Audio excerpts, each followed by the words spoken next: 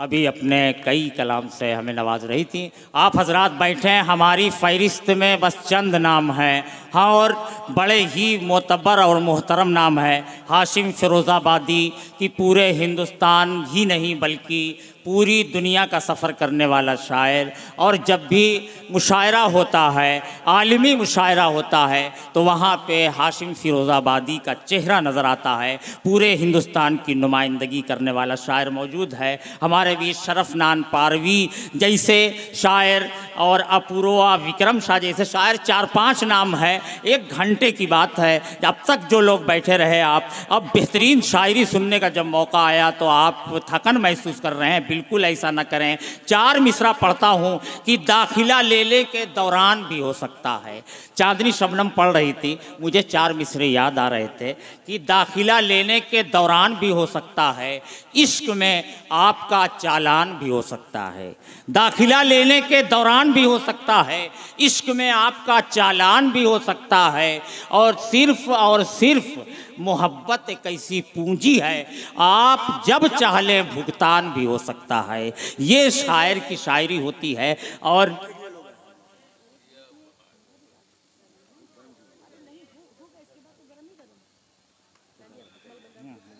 हाज़रीन, कभी काफ़ी देर से हम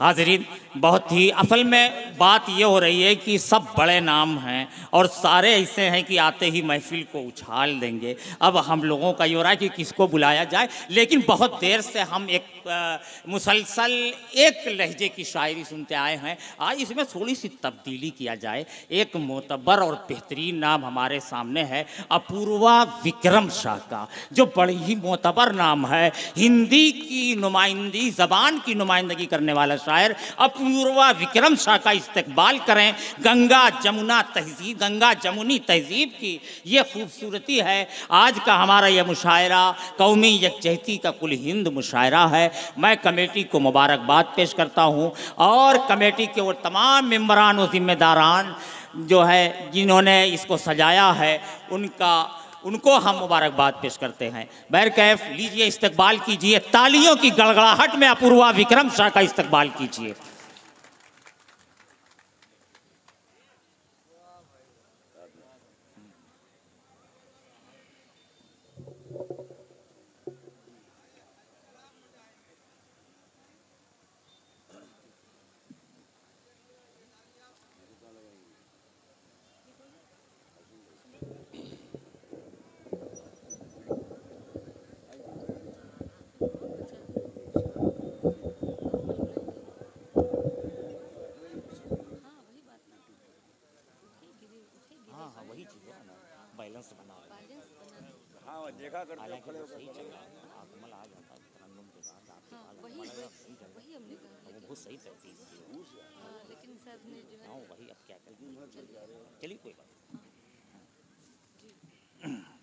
जी अपूर्वा भाई पढ़ें। माँ सरस्वती को नमन करता हूँ। माँ गंगा के तटों, नालंदा के प्रांगण और गुरु गोविंद सिंह की तलवार की जमीन बिहार की ओर से अकबरपुर की जमीन को सलाम पेश कर रहा हूँ, स्वीकार करें। वाह वाह। 2-3 बातें। इस मंच की सबसे छोटी, सबसे साधारण कलम हूँ। आपके बीच बहुत कम समय रहूंगा और जहाँ चांदनी दीदी बैठी हों, हाशिम भाई बैठे हों, वहाँ ये तो नहीं कहता कि मैं कोई शायर हूँ, कोई कवि हूँ, लेकिन 2 मिनट का वक्त दीजिएगा मुझे। और अगले 2 मिनट के बाद हजरात, अगर आप अपने मोबाइल फोन अपने साथ लाए हो, इस जगह का तापमान देखिएगा 10 डिग्री उठ नहीं गया तो यहाँ बैठने के बाद मुझे बताया जाए। और मेरे 2 मिनट शुरू। वाह वाह, क्या बात। तारीख गवाही देगी।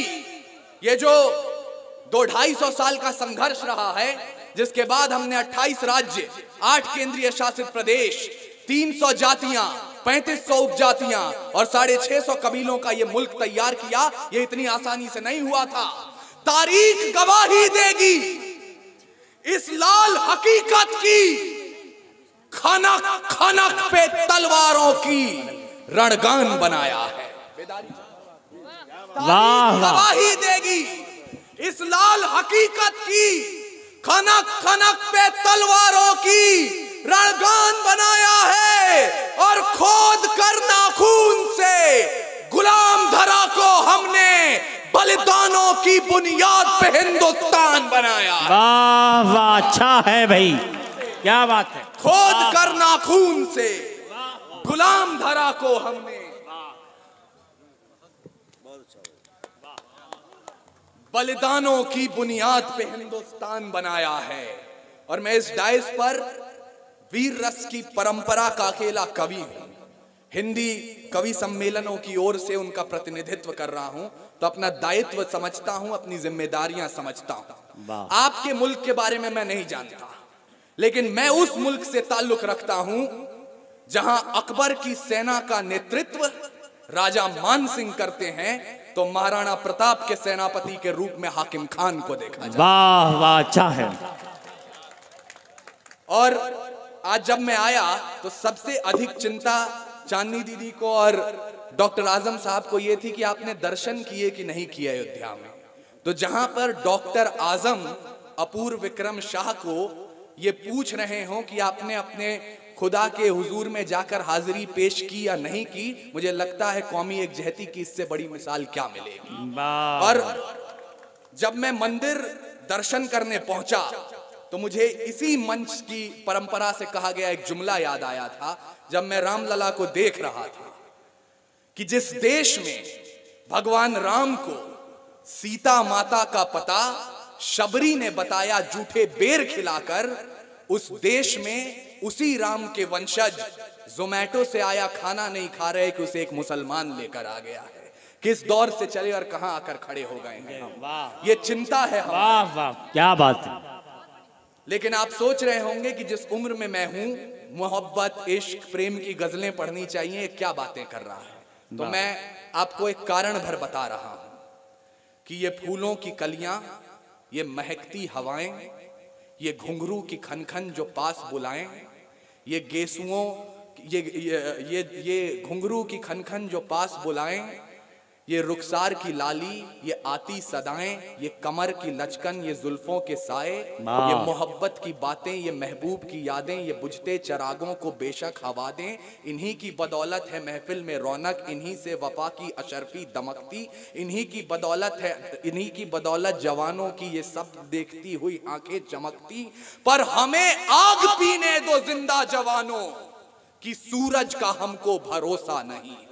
वाह, ये आपने देखा, मैंने इश्क की बात कहने की कोशिश की तो 2-3 जगह लड़खड़ा गया। वाह, हमें आग पीने दो जिंदा जवानों कि सूरज का हमको भरोसा नहीं है। लड़े हैं मशालों को लेके सदा ही, अंधेरे को हमने भी कोसा नहीं है। ना आंखों को झीलों से तशबीह दी है, ना जुल्फों को बादल का नाम दिया। ना आंखों को झीलों से तशबीह दी है, ना जुल्फों को बादल का नाम दिया। ना मुस्कानों को उनके चंदा कहा है, ना रातों की बाहों को जाम दिया, ना रातों की बाहों को जाम दिया। हमने क्या किया है, जिस परंपरा का मैं आह्वान कर रहा हूं, न रातों की बाहों को जाम दिया, क्योंकि हम ही हैं राणा और बिस्मिल भगत, यूं ही रूप अपने बदलते रहेंगे। और भारत को उजाले की पड़ी जो जरूरत, तो जलते रहे हैं और जलते रहे। वाह वाह, अच्छा है। वाह वाह, जिंदाबाद भाई विक्रम साहब, जो मेरी जिम्मेदारी थी मैंने पूरी की। अब आप इजाजत दें तो मैं मुशायरा शुरू करना चाहता हूं जी। 6 पंक्तियां, अपना इम्तिहान और आपका इम्तिहान दोनों का ले रहा हूं। देखता हूं हम दोनों एक दूसरे के लिए कितना तैयार हैं। हास्य की भाषा नहीं लिखी है, ना ही गजल सुनाता हूं। कविता लिखनी नहीं है आती, चीखें लिखते जाता हूं। देश मेरा जल रहा है, आग लगी है सीने में। हुक्मरान सब व्यस्त दिखे हैं खून गरीब का पीने में। तो हिंदूवाद या इस्लाम का पक्ष नहीं मैं लाया हूं। घायल भारत चीख रहा है, चीख सुनाने आया हूं। वाह, अच्छा है, जबरदस्त है, क्या बात है। जिंदाबाद भाई विक्रम साहब, जिंदाबाद। वाह वाह, एक फिक्र है शायरी में, गहराई और गिराई है विक्रम साहब। वाह वाह वाह। अपूर्वा विक्रम शाह की शायरी वाकई सोचने पे मजबूर करती है हमें। वाकई इस उम्र में इनकलाबी जहन रखने वाला और हिंदुस्तान की फिक्र रखने वाले ऐसे लोग मौजूद हैं तो गंगा जमुनी तहजीब बाकी रहेगी, हिंदुस्तान की खूबसूरती बाकी रहेगी। अस्सलाम वालेकुम। मैं माजरत चाहता हूँ नाज़िम मुशायरा से कि बगैर उनकी इजाज़त की मैं माइक पर चला आया। लेकिन सच कोई बात ये है अकबरपुर के अच्छे लोगों, अगर हम सच्चाई की तायीद नहीं करेंगे तो यकीनन झूठ हम पर काबिज हो जाएगा। बेशक भाई अपूर्वा मेरे इनके उस वक्त के रिश्ते हैं, ये इनके इब्तदाई दौर था, लेकिन उस वक्त ये लहजा मुझे नज़र आता था। लेकिन मैं सिर्फ आपसे ये कहूँगा अकबरपुर वालों कि तुम हिंदी से भी उतनी ही मोहब्बत करते हो जितनी उर्दू से करते हो। इस चीज़ के इनको एहसास मत होने देना। जो लोग रिकॉर्डिंग कर रहे हैं रिकॉर्डिंग करें, एक बार जोरदार दोनों हाथ खड़े जोरदार तालियां बजाएं। तालियां कमजोर हैं, दोनों हाथ खड़े एक बार जोरदार तालियां सुन के इस्तकबाल करें। इनको लगे कि हम उन्हीं लोगों के बीच आए हैं जो हमसे मोहब्बत करते हैं। बहुत शुक्रिया, एक बार जोरदार तालियां बजाएं। वाह वाह वाह। घायल भारत चीख रहा है, चीख सुनाने आया हूं। और ये भारत सिर्फ सरहदों पर घायल नहीं होता है। अगर आप सच्चाई को संभाल सकते हैं, अब तक आपने इश्क सुना है। मैं बहुत अदब के साथ गुजारिश कर रहा हूं, आपसे निवेदन कर रहा हूं, खुदा ने अगर दिल में इबादत के लिए इश्क दिया है तो रगों में बगावत के लिए खून भी दिया है। उस खून की गर्मी को आमंत्रित करता हूं, सुनिएगा। भारत कब कब घायल होता है? जब मंदिर मस्जिद के नाम पर हथियार उठाया जाता है। वाह, जब मंदिर अच्छा मस्जिद के नाम पर हथियार उठाया जाता है, या दुधमुहों को भी हवस का शिकार बनाया जाता है, जब मठों के मठाधीश भी क्रोध में आने लगते हैं, या मौलाना बारूदी पैगाम सुनाने लगते हैं, जब शाहरुख खान के बेटे को सजा कड़ी दी जाती है और अडानी पोर्ट की बात नहीं की जाती है, चढ़ते चढ़ते छूले आसमान को, या लखीमपुर में सत्ता ने जब रौंद दिया किसान को, न्यूज चैनलों ने भी जब जब राग दरबारी सीखा है, तब तब भारत जख्मी होकर मेरे जरिए चीखा है। वाह वाह, अच्छा है, वाह वाह, मेरे जरिए चीखा है। मुझे शुरू कीजिएगा। तब तब भारत जख्मी होकर मेरे जरिए चीखा है। लेकिन मैं आपको निराशा बांटने नहीं आया हूं, मैं ये तथ्य के साथ बोल रहा हूं। वर्तमान संसद में 55 सांसद वो बैठते हैं जिन पर माफिया सरगना होने के आरोप दर्ज हैं। 12 MP वो बैठते हैं जिन पर लूट अपहरण और बलात्कार के मुकदमे चल रहे हैं, और शर्म से नजरें झुक जाएंगी आपकी। 2 सांसद वो बैठते हैं जिन पर दुकान से सामान चोरी करने के आरोप हैं, और हम कहते हैं लोकतंत्र। क्या बात। और ये आपको समझना होगा, आपको समझना होगा, क्योंकि जवानी का मतलब आधी रात को डिस्को में जाकर हाथ में बियर की बोतल लेके कमर हिलाना नहीं है। जवानी का मतलब क्या होता है?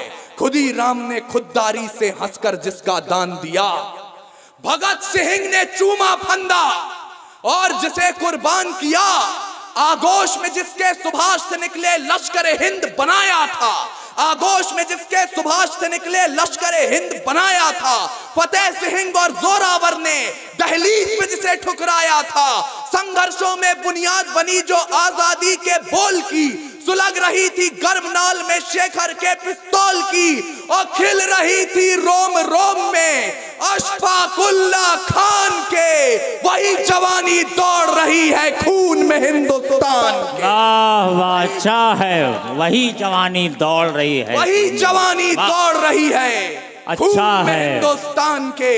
और ये ईमान मजमे के लोग बैठे हैं। आज अगर कह दिया जाए कि एक कौम इस मुल्क से प्यार नहीं करती, मोहब्बत नहीं करती, तो मैं इतिहास के कुछ पन्ने पलटना चाहता हूं।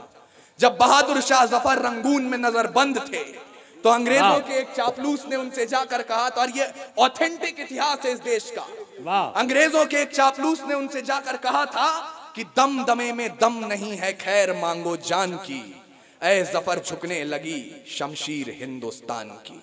तो बहादुर शाह जफर उस 78 साल के बूढ़े शेर ने कील उठाई और उन दीवारों पर उन 2 पंक्तियों के साथ 2 लाइनें और जोड़ी। उन्होंने कहा, आप कहते हैं दमदमे में दम नहीं है, खैर मांगो जान की, ऐ जफर झुकने लगी शमशीर हिंदुस्तान की। तो जवाब भी सुनते जाएं, गाजियों में बू रहेगी, जब तलक ईमान की वाह। तख्ते लंदन तक चलेगी तेग हिंदुस्तान। वाह वाह, अच्छा है भाई, वाह वाह वाह, तख्ते लंदन तक चलेगी। वाह वाह वाह,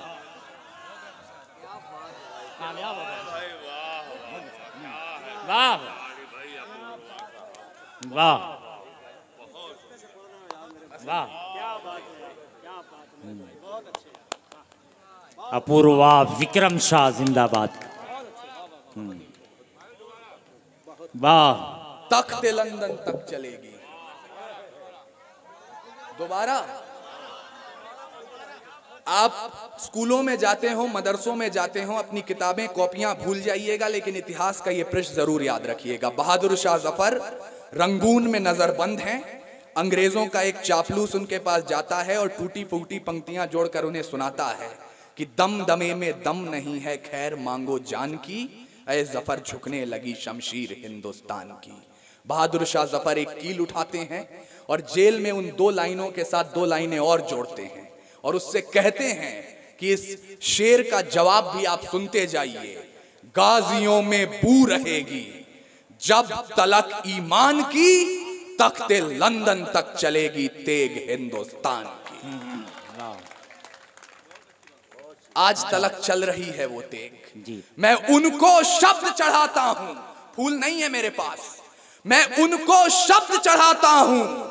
हिंद जिनकी जान था, नाम हिंदुस्तानी जिनका मजहब हिंदुस्तान था। रक्त से रंगते थे धरती को अरियों की ललकार पर, जय हिंद का नारा सदा लिखा था जेलों की दीवार पर।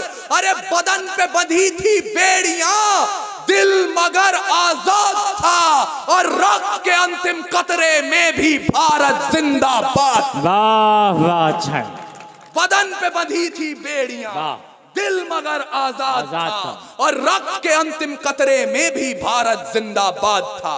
उसके बावजूद आज एनसीईआरटी की पुस्तकें पढ़ाती हैं कि मध्य रात्रि 14 अगस्त 1947 दो दस्तावेजों पर दस्तखत हुए और आजादी हमारी झोली में आ गई।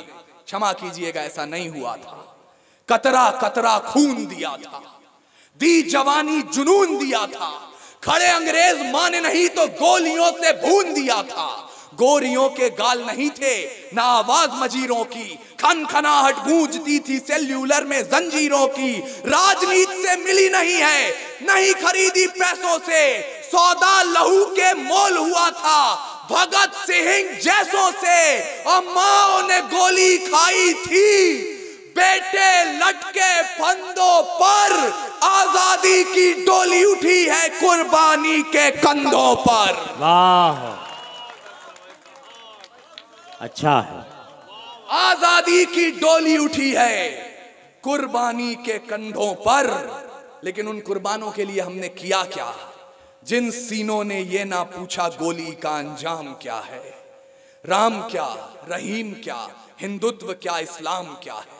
सपना केवल एक देखा, मुस्कुराता सा परिवेश दिखे, वो देख सके ना इसे मगर आजाद भारत देश दिखे। अरे जिस बिस्मिल की गजल ने तिरंगा ख्वाब दिखाया है, उस बिस्मिल की बहन से हमने बर्तन तक मंजवाया है।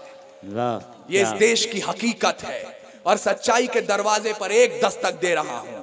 मुझे बताइएगा कि अकबरपुर के जिंदा लोग यहां बैठे हैं। हमने राम प्रसाद की बिस्मिल से पनघट पर बर्तन धुलवा दिए, और जितने चोर लफंगे उचक्के थे उनके साथ क्या किया ये भी सुन लीजिए।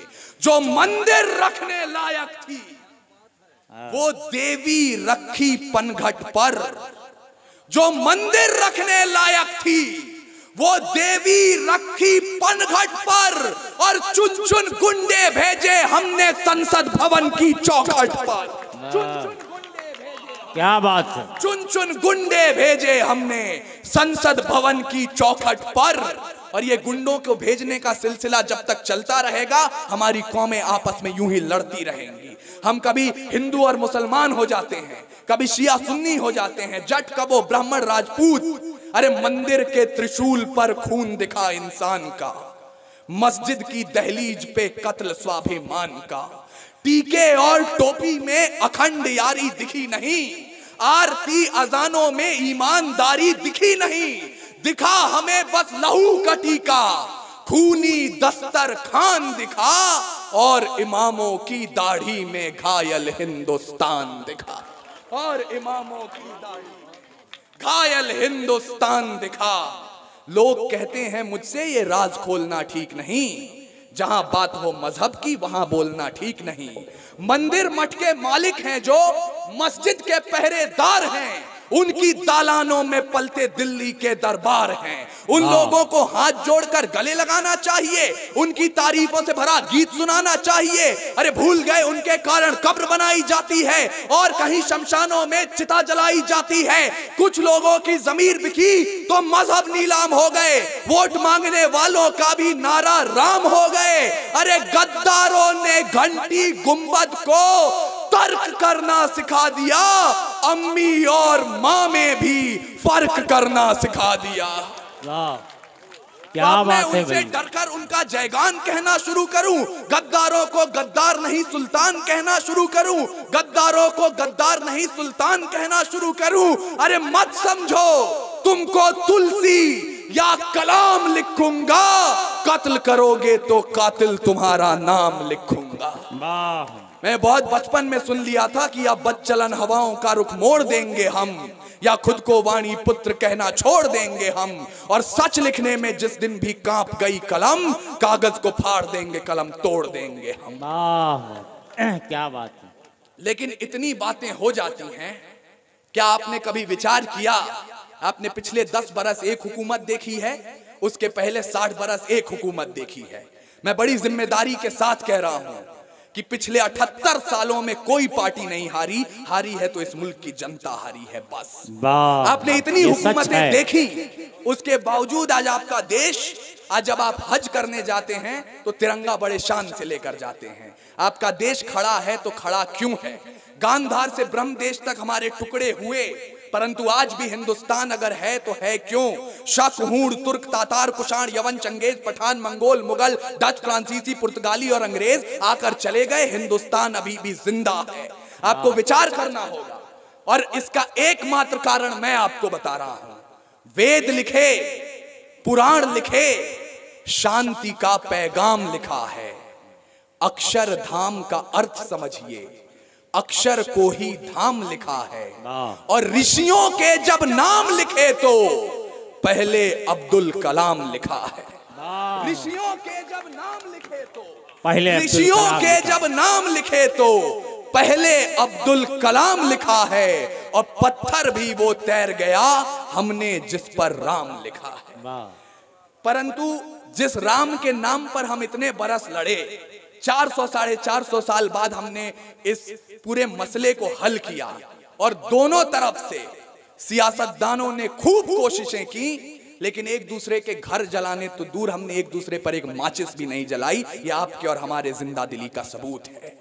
इसलिए एक संकल्प लीजिए कि रावण नहीं हम पलने देंगे साधुओं के वेश में। ये भाषा मेरी है, पहली उंगली मैं अपनी तरफ उठा रहा हूं, चाहे आसा राम हो या राम रहीम। रावण नहीं हम पलने देंगे, हाशिम भैया, रावण नहीं हम पलने देंगे साधुओं के वेश में, और अफजल नहीं पनप सकते हैं अब्दुल कलाम के देश में।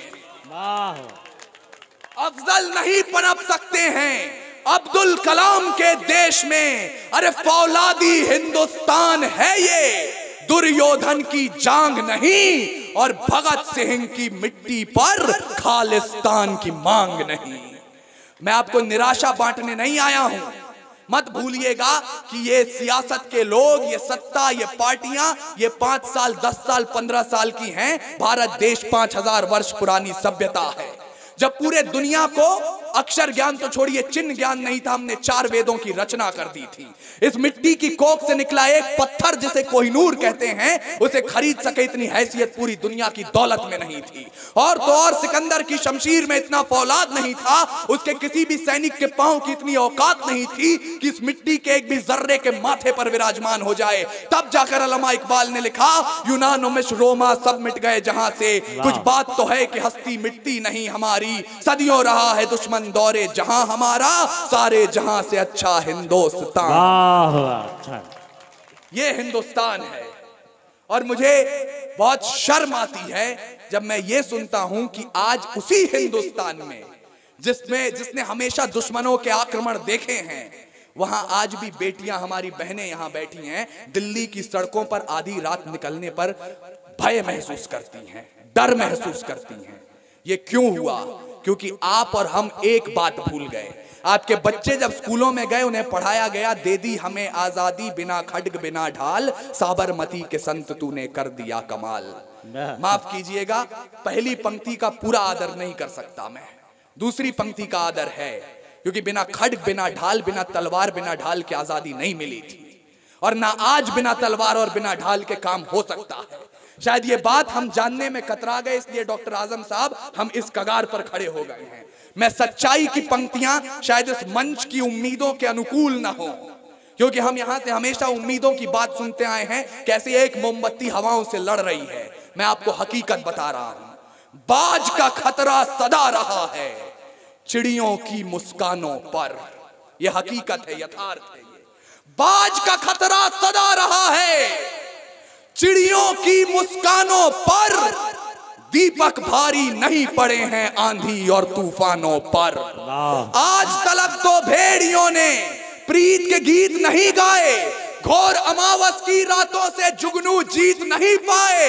अरे ताप सूर्य का ताल ठोक कर सुबह की ओस से जीता है, सिर्फ कहानी किस्सों में कछुआ खरगोश से जीता है। वाह वाह वाह वाह वाह, क्या बात है। सिर्फ कहानी किस्सों में कछुआ खरगोश से जीता है। अरे बिन परवाज के चिड़िया पर तनिक नहीं इतराती है, हाथ जोड़कर मधुमक्खी भी छत्ता नहीं बचाती है। अंबर की नपाई जैसे पंखों से की जाती है, शहद के छत्ते की रक्षा भी डंकों से की जाती है। वाह। तो सुने जवानी अकबरपुर की, दोनों मुट्ठी भींच के राह रोकिए तूफानों की तलवारों को खींच के।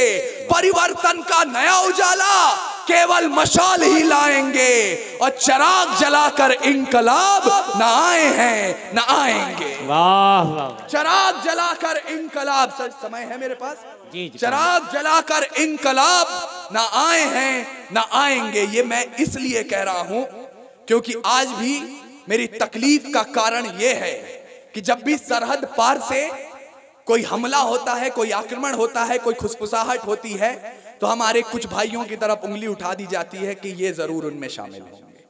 आपका दर्द हो तो मेरी तायीद कीजिए, उंगली उठाई जाती है, लेकिन मैं आपकी नजर में उस शख्स को खड़ा करना चाहता हूं। देखिए, वीर रस की परंपरा के कवियों के लिए राजस्थान की धरती तीर्थ मानी जाती है।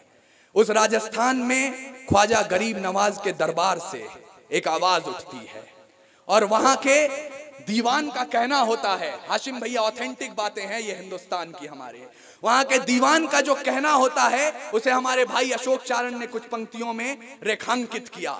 वहां के दीवान ने कहा, जिन लोगों ने हमला बोला अपने यहां निहत्थों पर, सरकारों प्रतिबंध लगाओ पाकिस्तानी जत्थों पर, जब तक ये आतंकी ताकत चकनाचूर नहीं होगी, कोई भी पाकिस्तानी चादर मंजूर नहीं होगी। ये क्यों नहीं पढ़ाते हमारे देश के अखबार? कोई एक व्यक्ति ये कह दे कि मैं भारत माता की जय नहीं बोलूंगा, तो देश भर का मीडिया सुबह से शाम तक ये खबर आपको दिखाता है। लेकिन ख्वाजा गरीब नवाज के दीवान एक आवाज उठाते हैं, पूरे देश का मीडिया मौन हो जाता है। ये दर्द हमारी कविता को जन्म देता है। जब मीठी बातें दरबारों के दर से वापस आई हैं, भूखी चीखें सांसदों के घर से वापस आई हैं, जब झोपड़पट्टी से जरूरी राजमहल की घोड़ी है, मजबूरी ने नन्ही बेटी कूड़ेदान में छोड़ी है, अदालतों के चक्कर लेते घिसती बूढ़ी लाठी है, दफ्तरों ने पेंशनों में हिस्सेदारी काटी है, तब जाकर तेग ज़बां को धारदार बनाया है, शब्दों को चिंगारी दे अंगार बनाया है, और मजदूरों के दामन का बिखरा टूटा ख्वाब लिखा है, बागी कलम की नोक से हमने इंकलाब लिखा है। वाह वाह। और अंतिम पंक्तियां, एक कसम उठाइए इस मिट्टी की और मुझे विदा कीजिएगा। सच्चाई की आवाज है ये बंद ना हो पाएगी, सच्चाई की आवाज है ये बंद ना हो पाएगी, और तिमिर की घोषणा बुलंद ना हो पाएगी। वाणी का जय घोष कभी हथियार नहीं डालता, कातिलों की झोली में ये प्यार नहीं डालता।